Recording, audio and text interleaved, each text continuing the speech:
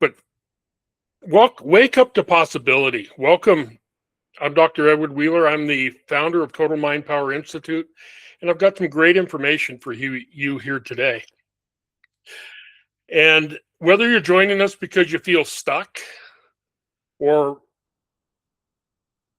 because you're here looking for greater clarity, or because you simply know there's another chapter to your experience, to your life, or if you're looking for more clarity, I'm genuinely glad you're here. Over the next 40 minutes or so, I don't want to simply give you more information. Most of us already know more than what we're consistently living. My hope is to give you something deeper.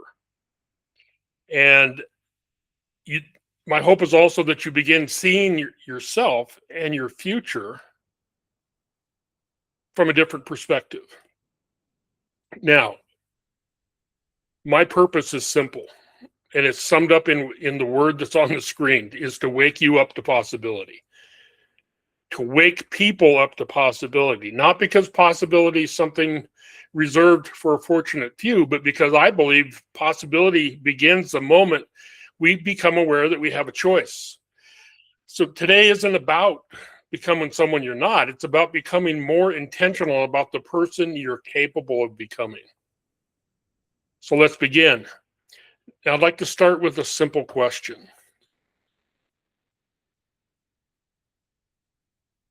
I want you to sit with this for a moment. What if possibility isn't something we're given, but something we choose to participate in? Many of us grow, many of us grow up believing that possibility belongs to other people. People with more talent, more education, more confidence, better timing, better circumstances. See, we begin believing that possibility is something we wait for. But what if that's not true? What if possibility doesn't begin when your circumstances change, but it begins the moment your awareness changes? And that's what I mean by waking people up to possibility.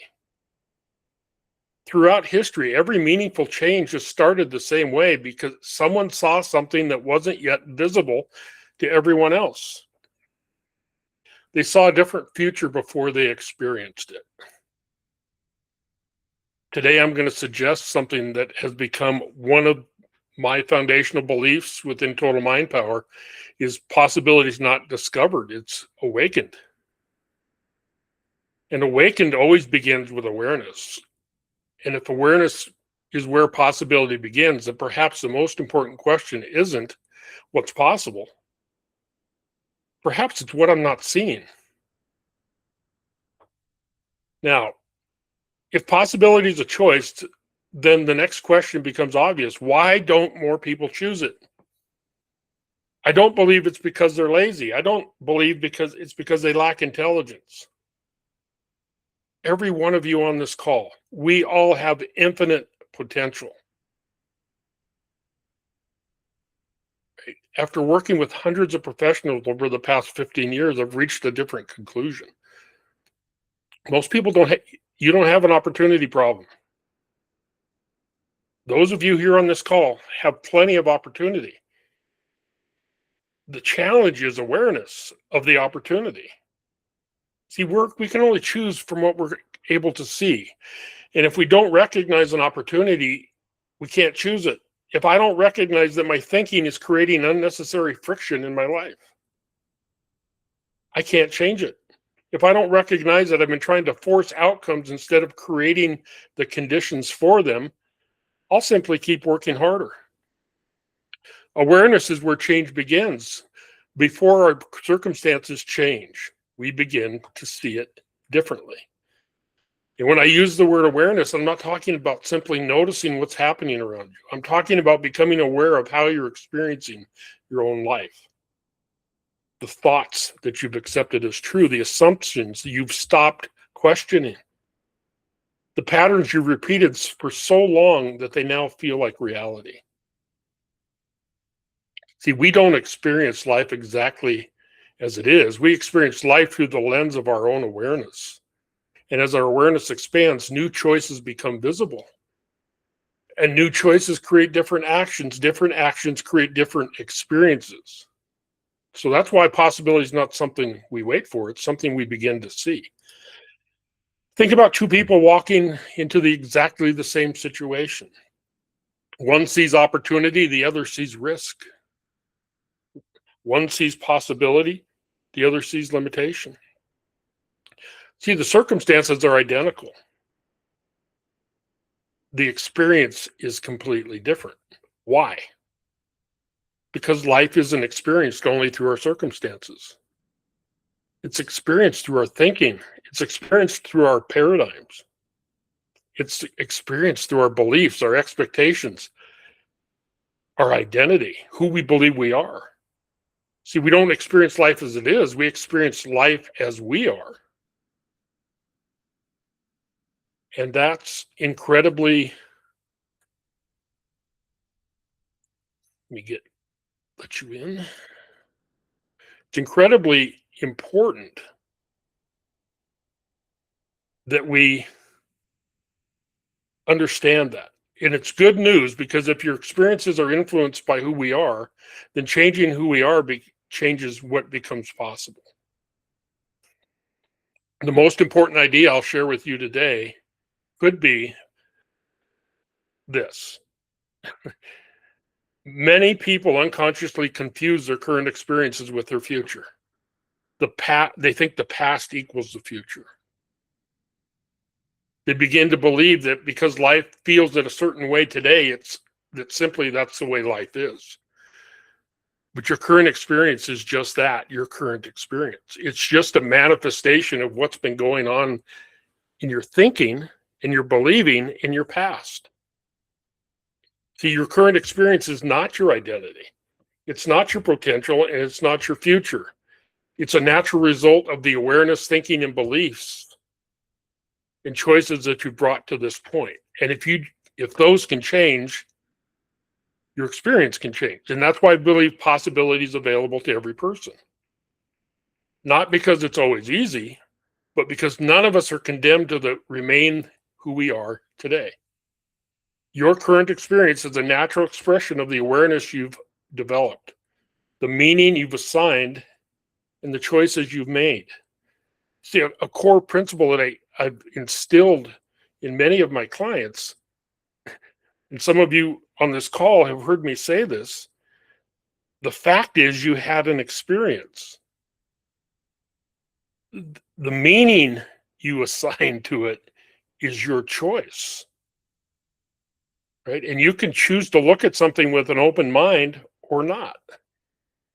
But the meaning you assign to your experience will determine what happens next. Awareness doesn't transform by itself, doesn't transform a life, but it does create something incredibly valuable. It's called a moment where you can see something you couldn't see before. And I know many of you that I recognize here have had that experience. The moment where something shifts. It's a moment where you realize I've been looking at this differently. I've been looking at this backwards. I've been hyper focused on things I couldn't control rather than focusing on the things I can control. And I've been assuming that this was permanent. And I've been trying to force an outcome instead of changing the cause. And that moment matters because it gives you something you didn't have before, a choice. You can continue reinforcing yesterday's thinking, or you can begin participating in a different future. Awareness creates choice. That is a doctrine. It's a foundational principle. It's just 3 words. But when you become aware that you have a choice, then you do have a choice. Choice is a function of awareness, not because awareness changes your life, as I said, but because awareness gives you the opportunity to choose differently. And every meaningful transformation begins with a different choice. Possibility doesn't arrive all at once, but possibility is still there. But you just have to be aware of what's possible for you. See, possibility unfolds as awareness expands. Understanding deepens. That's why I teach principles. Wise application of a principled life is unlimited. Pretty bold statement, but wise application of unlimited thinking creates possibility. And it allows us to experience life differently. Now, we're going to talk about decisions, and decisions are powerful because, let me say this at the beginning, when you make a decision that is aligned with where you want to go, that decision flips your thinking onto a different frequency.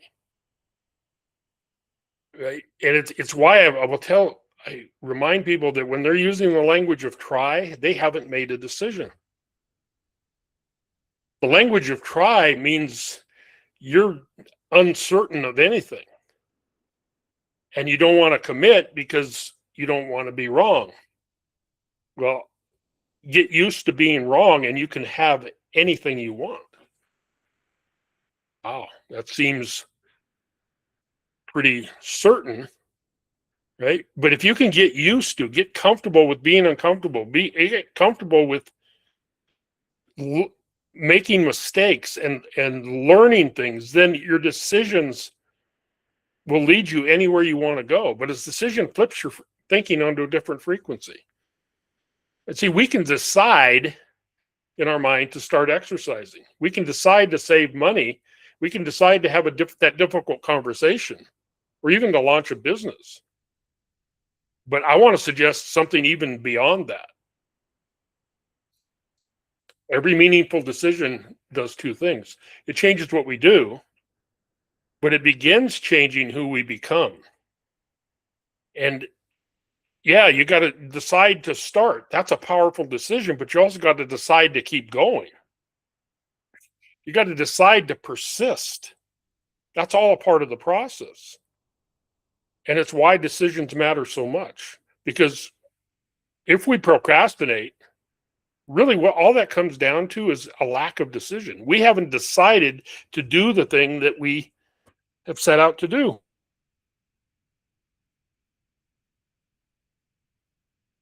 But we haven't decided to do it.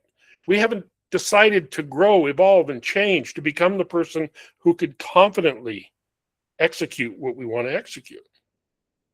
And every time we choose courage over comfort, responsibility over excuses, and growth over familiarity, and I'll talk about growth more in a moment, we're doing more than making a better decision. We're installing the seeds of a new identity. That's why identity is so foundational to what I teach. Identity precedes outcome. The outcomes you're currently producing in your life, in your relationships, in your health. And I know some of you are going through some health challenges. But part of your identity of that is seeing yourself as healthy and being willing and being open, regardless of circumstances, regardless of what you're feeling, to grow through it, to grow past it. Because, look, and I didn't intend to say this, but I'm going to say it anyway. Our natural inclination as a human being is prosperity. It's well-being. It's health. You were born to be healthy. You were born to be in alignment, but we get out of alignment because of errors in the operating system. Not permanent errors, but just errors that get picked up. Like it might be a bad habit of what we eat, or not drinking enough water, or drinking too much of something, or an idea that someone planted in our head that money is difficult, or that you will never amount to anything. See, and then that becomes our identity. We start to believe that. Or, God forbid, we're not told that it's in our genes. But you want to know something about this gene theory for disease? Again, I didn't intend to say this, but it's where my heart is leading me. there are very few genetic diseases. And we've been led to believe that cancer, certain types of cancer, are genetically predisposed. And what that means to the person who hears it is that they're going to get it. Right? And what the subconscious believes, it manifests. The truth is, it's environment over genetics. Environment determines what happens with the disease process. And encourage you to explore this on a deeper level. There's so much research out there that will back this up. See, but it relates to what we're talking about today, because we may have been told something when we were a young child that we're still carrying with us into our 40s and 50s. Right? And it's just not true, but it becomes a part of our identity. So we've got to allow these decisions to be so powerful that we will stick with it and seek to understand what's really going on, to install the new identity. And look, I'm not going to go as deep in, because I was talking about, family patterns and genetic predispositions and all the fallacies around that. But just a belief that's carried forward in your culture that money is difficult, or people like us do not accomplish those things. That's an identity that limits success, joy, happiness, prosperity, ultimately your potential. And your identity doesn't change overnight, but it changes faster than you think it can. So the results may take time to appear, but that's why you got to be persistent. But identity begins changing the moment this decision becomes genuine. Every decision begins to install a new identity. Every meaningful decision begins shaping who we become. And here's the next principle. I mentioned it a few minutes ago. Identity precedes outcome. Most people spend their lives chasing different outcomes focused. I want this, I want that. More success, better relationships, greater health, more prosperity. But they're almost entirely focused on the effect. But every outcome is organized by something deeper within each of us. And if you've ever heard me say, learn to live from the inside out, it's what I'm talking about. See, outside circumstances just are. Identity is created from the inside. Identity influences what you notice, what you believe, the standards you accept, the decisions you make, the actions you repeat, and ultimately the results you create. Long before your life changes on the outside, it begins changing on the inside. Identity precedes outcome. Before your results change, your decisions change. Before your decisions change, your identity changes. Change is the cause and the effect follows. So how do you choose an identity? It's an experiment. But it's an inner knowing from your intuition. And you start to say, well, who is the person? And you're using your creative mind, your imagination, will, memory, reason, your intuition, that gut feeling. Who is the person that would accomplish what I want to accomplish? How do they think? What do they believe? And then you use that with repetition to install a new operating system, a new identity. And within Total Mind Power, we have protocols, we have ways to leverage vibration, energy to change beliefs, right? And all a belief is a thought you keep thinking.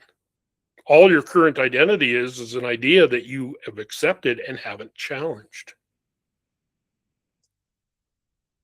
Now let's connect what we've just discussed.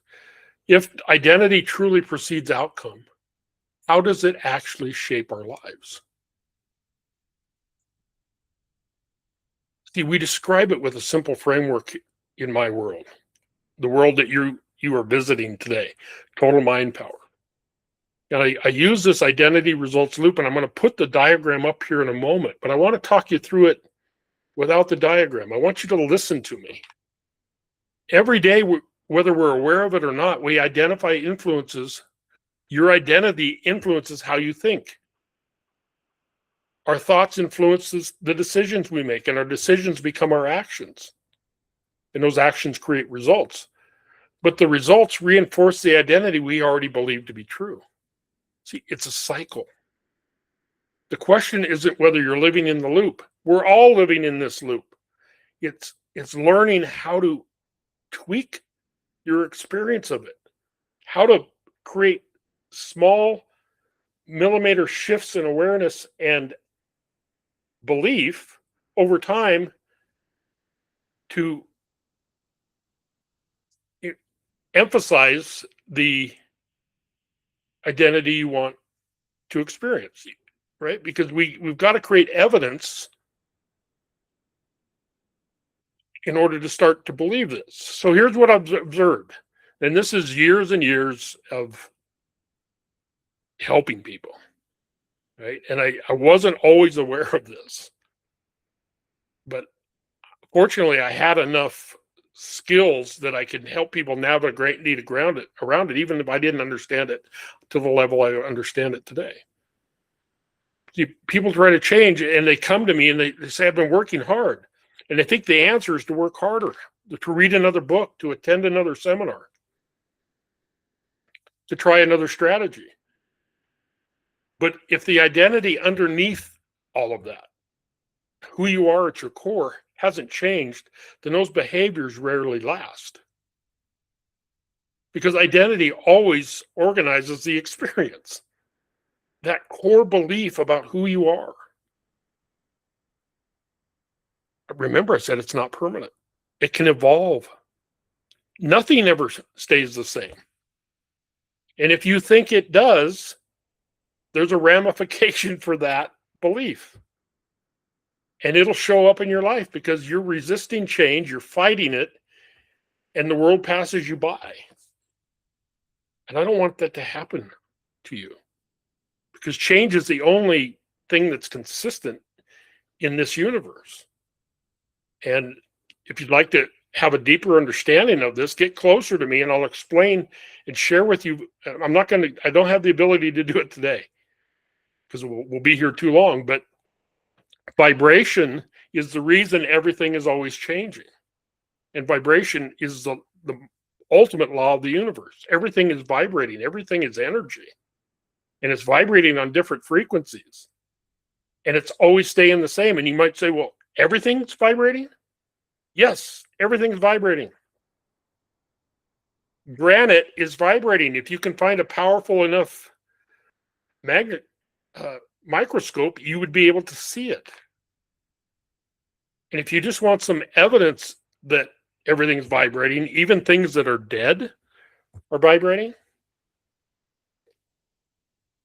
just go dig up a casket of someone who died 100 years ago and see what's in the casket. It decays. It falls apart. It goes back to its original source because of vibration. That's the only way that it could happen. So change is the way of the universe. The person you believe yourself to be determines the behavior that feels natural, but you can change that. Behavior produces results, and the results produce the evidence. And the evidence strengthens the story you already believe about yourself. So if you want a different result, you're going to have to change your belief about who you are. And I'm saying that's your identity. Okay? But you're not going to change the things that serve you. Loving, kind, creative, persistent. Those are attributes of your identity. I would never tell you to change those. Even someone who is pathologically stubborn, I would find a way to have them use their persistence in a way that serves them. Because everything has two sides to it. But the evidence that strengthens the story you already believe about yourself is a manifestation of the results you're producing. And think about it, success can be self-reinforcing, right? If you have success in areas of your life, you're feeling confident about those areas. And you stay in that. That's a positive identity. That's a positive use of the system. But you know what? Self-doubt can do the same thing. If you have the identity of doubt about yourself, that becomes reinforcing. So the loop itself isn't the problem. The diagram I put up here is not the problem. It's how you exist in it. So what identity is your current behavior reinforcing? Right? And who would you have to become to change the behavior? Because, and I didn't intend to use this example, but I feel, because I'm learning, one of the things that I'm changing is telling more stories, inserting more examples and analogies. But those of you who are not smokers, who would never consider smoking a cigarette, if someone offered you a cigarette today, you would say, no, I'm not a smoker, or no, I don't smoke. But someone who has been a smoker, who wants to break that pattern, break the identity, change the identity, they have to make decisions, and they have choice points, all right, that they're going to be presented with, because they're going to get the craving, that biological, that chemical craving that comes from multiple different directions, to be invited to move from non-smoker to smoker. And it's until they change their identity in their own mind that they can say, no, I don't smoke. That's the old me. The new me doesn't do that. I would never consider it. They have to make that decision over and over and over again. And the people and I've had people in my own life out of the blue make a decision that they were no longer going to smoke, that they no longer were going to drink alcohol. I don't drink. They had to change that from the inside out. Otherwise, their identity left that pathway open. And the people who don't change still have the identity there. All right? So that's the power of identity. But when you understand where you're at in the loop, and your behavior can reinforce the results, and then it reinforces the identity, you stay in this loop, and you're always thinking about this. Identity is the cause, but the results are the effect. So it doesn't mean you can't quit. It doesn't mean you can't be in a great relationship. It's just your identity hasn't shifted yet. It doesn't mean you can't operate a successful, financially prosperous business. It doesn't mean that that's impossible, because remember, everything is possible. You just have to change the cause. And you change the cause by stopping trying to change the effect. You use your behavior to shift, but you're reorganizing your identity from the inside out. So if identity is the cause, the next question would become, can we intentionally create a new identity? And the answer is yes. And that's where it starts with the directional identity. I'm going to talk about this in a moment, but you cannot outperform your identity. And when I accepted this, and I remember the day that one of my mentors said it in these words: your self-image, your identity is the ceiling on the quality of your life. See, when I became aware of that, it changed how I communicated with people. It changed how I understood. I would say I've watched incredibly capable people work harder than almost anyone around them. And they weren't lacking effort. They weren't lacking desire, but they found themselves creating the same patterns over and over again. We cannot consistently outperform our identity. We can push beyond it for a day. a week, maybe even a month. And see, every January we set out. I don't any longer. I don't set resolutions in January. I set them when it's time to set them. But see, we culture sets these resolutions, but we don't change the identity. We just say, wouldn't it be nice? And then 2 weeks later, we forget, when the willpower fades, when the motivation fades, when the month fades, and then we're back to the old behavior. It's identity. And when your identity changes and behavior stops feeling like a constant battle, it begins to feel like a natural expression of who you're becoming. And the shifts happen in slight tweaks. Millimeter shifts over time put you in a completely different orbit. And each of you have examples of this in your life that you can refer back to and bring it forward to use it to become the person that would accomplish your next big goal. Right? You went from someone who had never drawn blood from someone as a nurse to someone who takes the toughest veins, and you believe you can get them. Right? But it became because you all of a sudden you started to see yourself as the person who does that. And it was instilled because you practice. And of course you got better at it. But think about it when you were a kid and you were learning to walk. And I'm not saying an infant even is aware of their identity, but they went from a crawler to a walker by practicing, by staying in the game, by persisting. It's the same thing for you. Whatever identity you want to expand into to accomplish your next big goal or to reach that next level for you, you got to understand this. Otherwise, you're likely to quit. You're likely to stop, and the sad thing is you're likely to stop 3 feet from gold. Right when you're right there, you get frustrated and you use the frustration as a reason to quit, when actually frustration is the reason to keep going, because you're getting close. You're approaching the breakthrough, and you know it, and you can feel it. Even that is an identity. And I talked about this earlier, so I'm not going to go into details on it, but identity is not inherited. It's not in your genes. It's constructed. See, most people never ask the question, why am I the way I am? Where did my identity come from? See, they just simply assume this is just who I am. And sure, logically, they know that's not true. They know there's more to it. But when it comes down to living it themselves, because we are emotional beings, they just accept this is who I am. I'm not meant to have that level 10 relationship that I desire.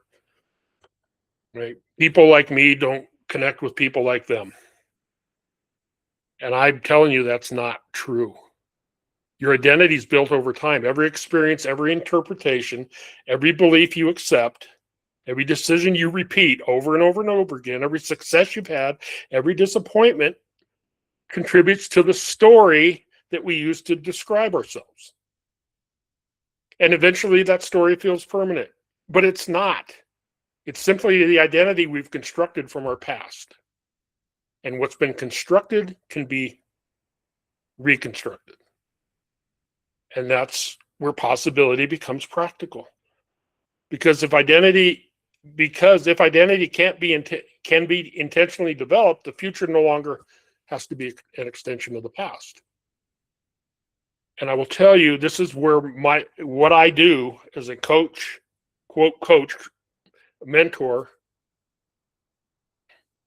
transformational identity mentor, differs from average coaches, because the average coach is just trying to get you to be accountable and change behavior, and they don't address the thing that's causing you to break your agreements. Right? So understand there's a difference. Most people spend their lives trying to discover themselves. I want to offer you a different possibility. Perhaps the question isn't, who am I? But perhaps a better question is, who am I becoming? And when we can answer that, then we're in the energy of growth and reaching that next level. Identity isn't fixed. And if identity shapes the life we repeatedly create, one of the most important decisions you can ever make is, who are you becoming? To answer that question, I didn't ask you, who am I? You may have heard that. You may have been asked to think about that. I would have a better question is, who am I becoming? It's a very different question. See, who am I causes us to look backwards. Who am I becoming puts you in the present moment looking forward. You don't want to define yourself by what's already happened. If you do that, you're going to create more of it. What you focus on expands. The future isn't created by explaining the past. It's created by explaining who you're becoming or deciding who you're becoming. It's called directional identity. It's relatively new in how I teach it, but on some level, I've been teaching it for years. Right? I've talked about purpose. We're the ideal. Standards. And I'm going to go over here in a minute. But so it's not entirely new, but it's relatively new because I recognized it, and I'm always looking for that next level. That's one of the things that I realized about myself is I always try to figure out ways to make it better. And I've done it my entire life. Right? There's something new out there that can do it better. I'm all in. Now, I want you to, as we transition into the last part of this, and I said I wasn't going to keep you too long. I'm already just a few minutes behind, but bear with me. Every meaningful achievement begins long before the achievement itself. And I said earlier, it begins with a decision, and it begins with a decision about identity. But every decision installs identity. And when your identity becomes directional instead of reactive, right? Respond versus react. Those of you who have been with me know which side of the fence you want to be on. You don't ever want to allow yourself to react to your life. You want to respond. You want to be choosing where you're going, choosing how you're going to experience something. And when you have a direction to move in, your decisions become clearer.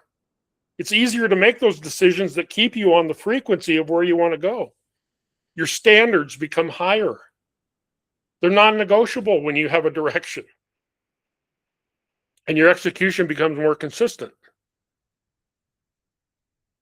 And your life begins to reflect the person you've intentionally chosen to become.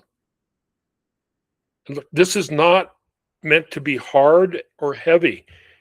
I want you to see that it's not as ominous or as daunting as you may have thought personal growth was. Even if you've attempted personal growth before, or you thought you were.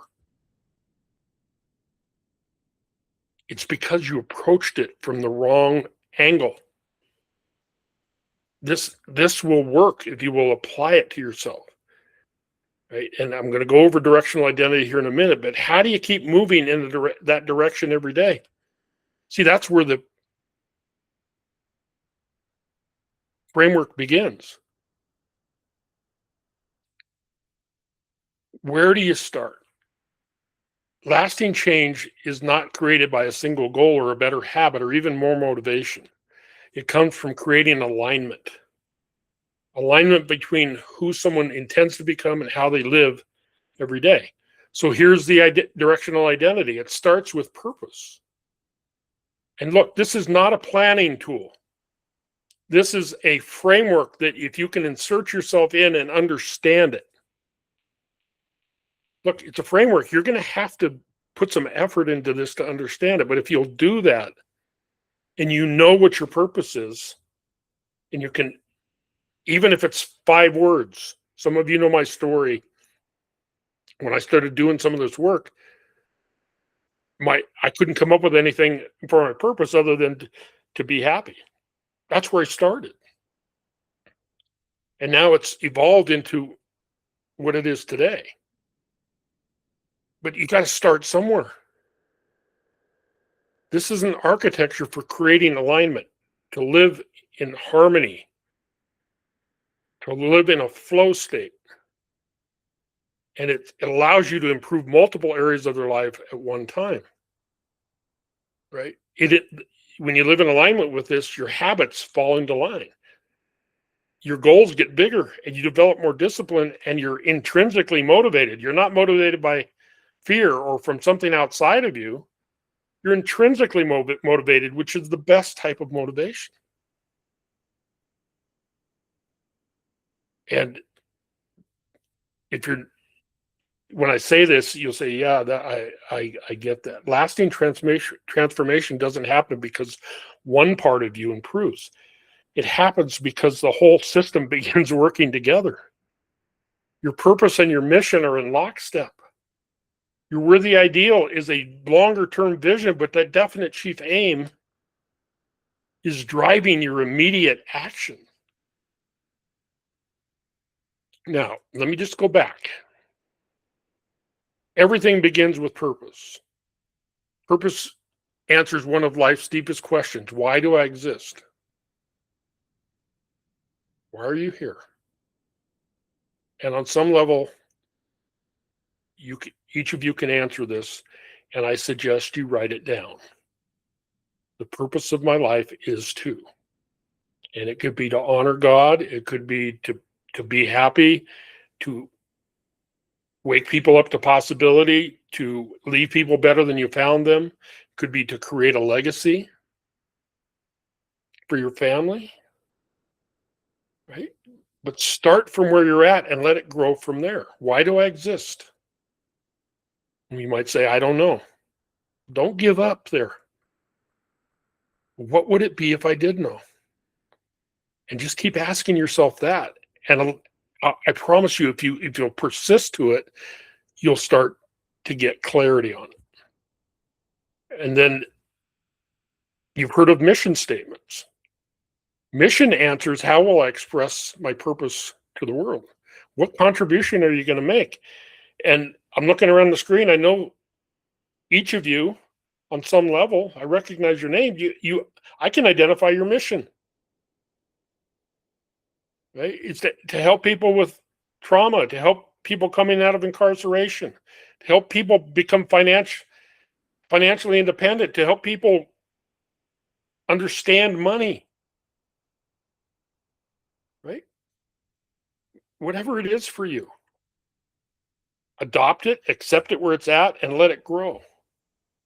Where the ideal is just it's a longer term goal that you're working towards, the life that you're creating. Right? And it's not meant to be immediate. It's 5 to 10 years down the road. And look, when you can grow yourself to get to yourself to think beyond even your lifetime with your worthy ideal, then you know you're onto something, right? But we start getting closer here. We get to definite chief aim. 6 to 18 months. What do you want to accomplish? And the purpose of the definite chief aim is to give your identity somewhere to grow towards, right? You set the 6 to 18 month target, something you want with all your heart, and you're willing to become it.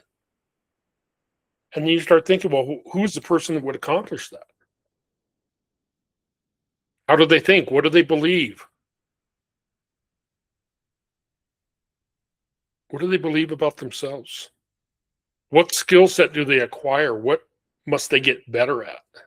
And they describe it in words that they can repeat. Repetition's the mother of skill and the father of mastery.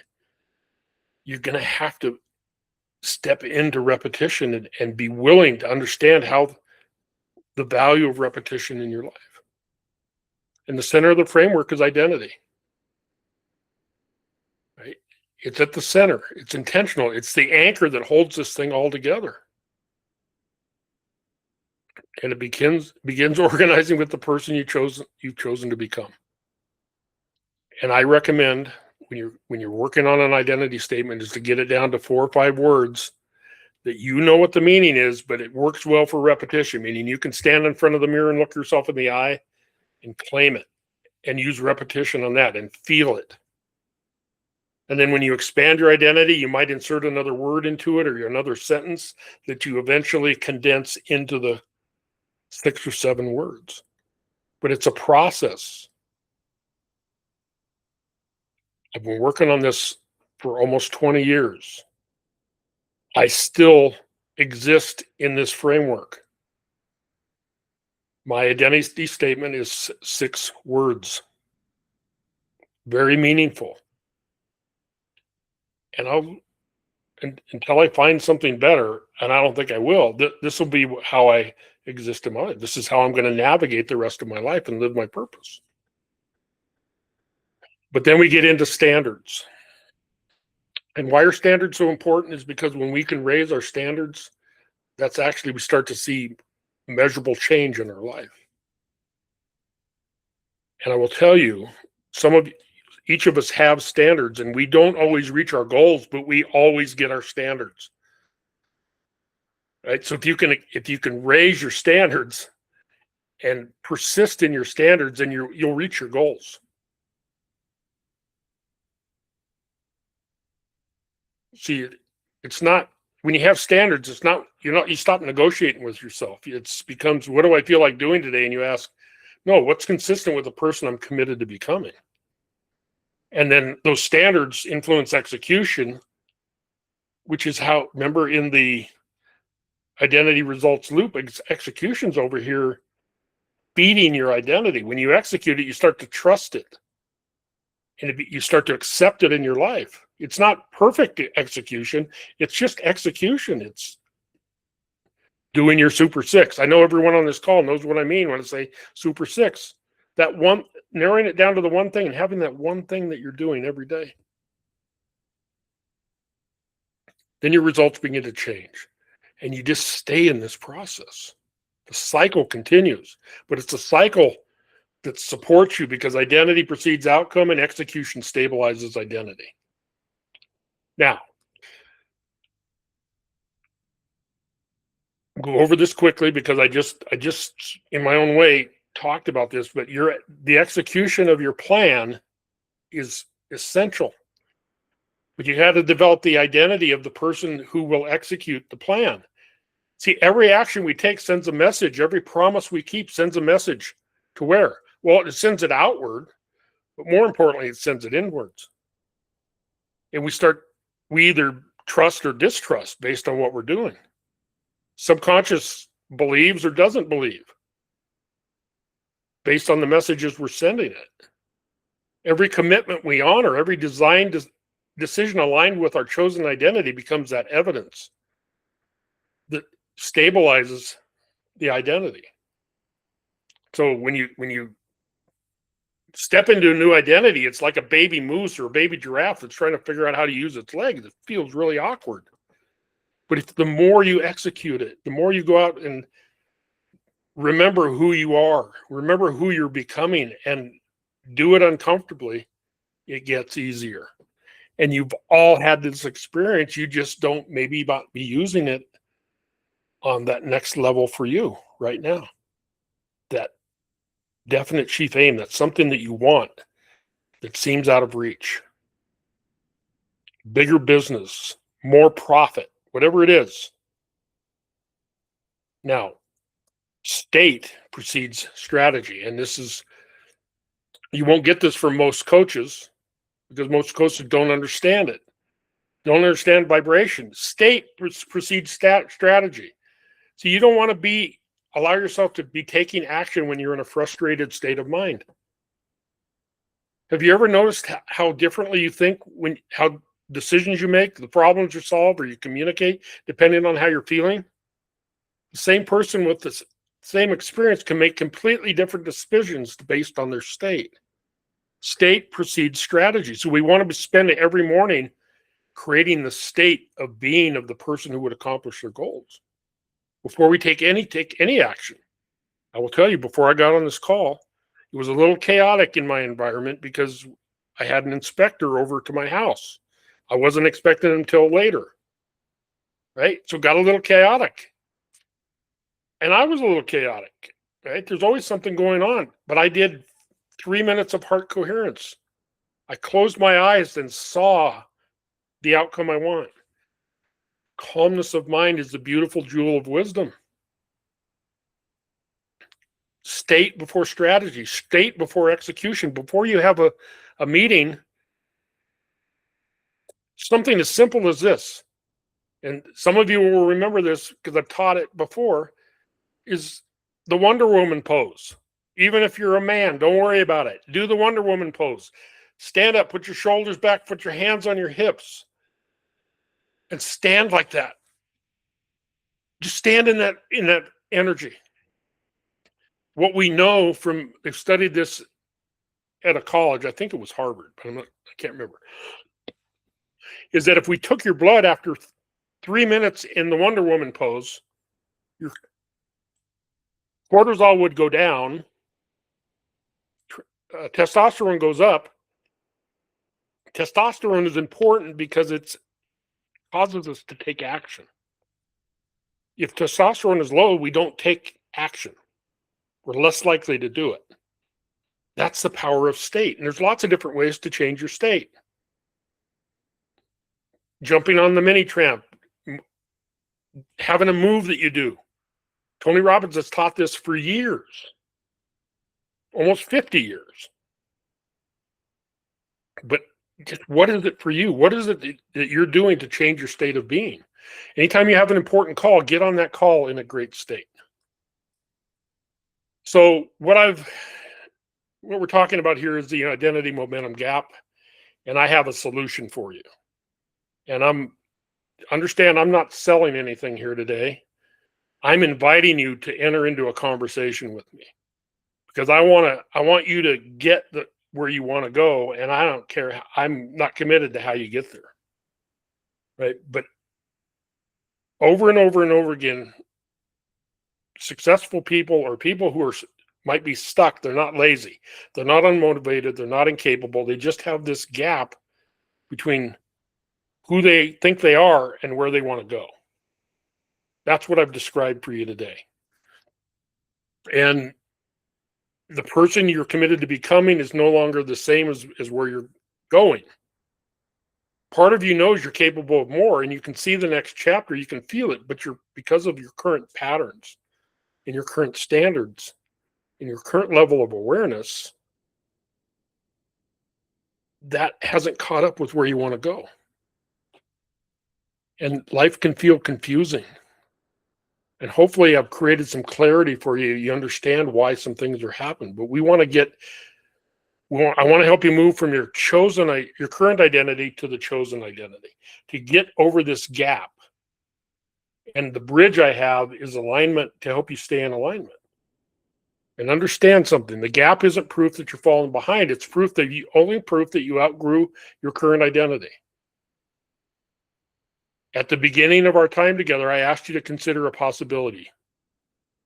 And the possibility wasn't just about your future, it was becoming more conscious of the gap between your current identity and the person you know you're capable of becoming. Right? It's not failure, it's just a gap between your identity and where you want to go. And I want you to understand the gap because then we can navigate the gap. See, closing the gap requires structure, practice. It does require accountability. It requires a community. Those of you who are in the mastermind know the power of community. But it's why I've created Success Mindset Mastery, right? I have come up with a way to help people like yourself transform to that next level. So what I want you to do is just understand a few things about what this Success Mindset Mastery is. See, we've talked about possibility, awareness, identity, direction, execution. I addressed the identity momentum gap, but I don't want you to leave here inspired with some understanding and then fall back into your old habits and patterns. See, I want you to apply it. And just understand that the beginning of success mindset mastery is foundations, and foundations is a course. It's got 11 small lessons in it that are designed to, I call it pillar zero, is to just continue your education from where you're at today. And then we have implementation sessions every Thursday where we do it in a group setting. And right now, the advanced students are doing it in the mastermind, but for new students, it's Integration Thursday, and I'm there to help you integrate what you're learning, to help you navigate your old identity, your old paradigms. So it's not about giving you new information, it's helping you move to that next level. Practice, transformation, reflection, application, getting feedback, a community of people that are moving in the same direction. And success mindset mastery was years in the making. It took me a while to put this together, but it's been so worth it. And I'm so grateful that I got the persistence gene. I got something from my grandmother. I got it from somewhere that I didn't let the obstacles stop me. I kept going.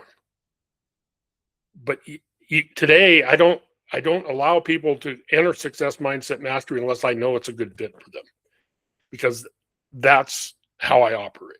Right. So it starts with a conversation, and I invite you to have that conversation. So it's called a clarity conversation, and it's a one-on-one conversation where we talk you through what's going on with you, but more importantly, what you think is stopping you, and even more importantly, where you want to go. So if you want to learn more about it, snap a picture of this slide. There's a web page that explains the clarity conversation. If you just go to connect.totalmind, I think that's what it is. I can't read it, but connect.totalmindpower.com, you'll have access to my calendar. Now, I'll leave you with one final thought. Your future is not created by the person you've been. It's created by the person you're willing to become. So I thank you for investing this time in yourself. I thank you for being here. And I'm going to turn off the recording and give you guys a chance if you have any questions or anything you want to share with me. Again, I see you in great success. And thank you for being here. And the